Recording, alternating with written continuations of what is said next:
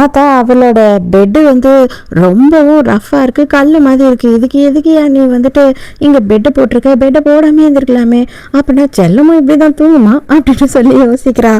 நேராக ஹீரோ பார்க்கறதுக்காக போயிடுறா. ஏன் பார்த்தா தான் தெரியுது அவனும் இவளும் வந்து 2 பேரும் ஒரே மாதிரி நைட் ட்ரெஸ் தான் போட்டுட்ருக்காங்க, கலர் தான் வேறு. ஐயோ இப்போவே கப்புள் நைட் ட்ரெஸ் எல்லாம் வாங்கி வச்சிருக்கா செல்லம் அப்படின்னு யோசிக்கிறா.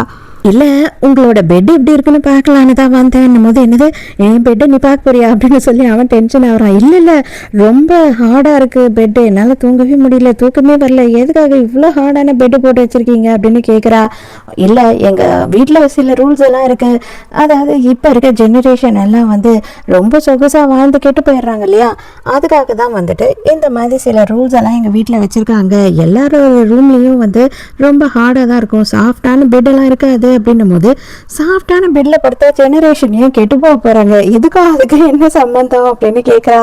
என்ன பண்றது, ஹீரோ கிட்ட அதுக்கான பதில் இல்லை. உடனே வந்துட்டு அவனோட மேனேஜருக்கு ஃபோன் பண்ணி நீ என்ன பண்ணுவியோ ஏது பண்ணுவியோ எனக்கு தெரியாது, இங்க ஊர்லயே இருக்கிறதுலயே ரொம்ப சாஃப்டான ஒரு பெட் எனக்கு இப்பவே ஒரு 1/2 மணி நேரத்துல வரணும் அப்படின்னு சொல்றான். டே 1/2 மணி நேரத்துலயா, அதெல்லாம் முடியவே முடியாதுன்னு அவன் சொல்றான். யார் இதை பண்ணாலும் சரி அவங்களுக்கு 1 மாத சேலரியே இன்னைக்கே கொடுத்துருவேன் அப்படின்னு சொல்லும் போது உடனே சரி ஓகே காசுனா யார் வேணாலும் பண்ணுவாங்க நான் சொல்கிறேன் அப்படின்னு சொல்லி ஒத்துக்கிறான். சொன்ன மாதிரியே 1/2 மணி நேரத்திலேயே நல்லா சாஃப்டான பெட் எடுத்துகிட்டு வந்து போட்டுடுறாங்க. ஹீரோயின் உருண்டு பார்த்துக்கிட்டு இருக்கா. ஹீரோ அதை பார்த்து ரசிச்சுக்கிட்டு இருக்கான். பயங்கர செல்லமாக வளர்ந்துட்டா போல இவ அப்படின்னு சொல்லி யோசிக்கிறான்.